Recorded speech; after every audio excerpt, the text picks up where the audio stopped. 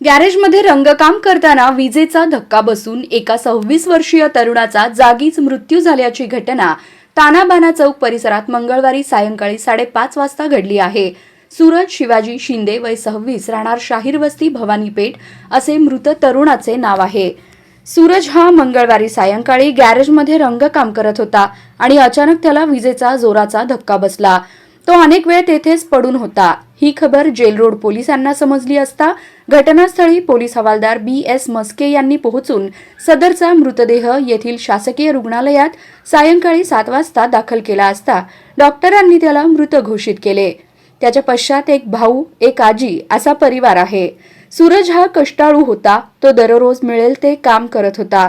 तो दुपारीच कामासाठी आला होता. त्यानंतर काहीच वेळेत ही घटना घडली.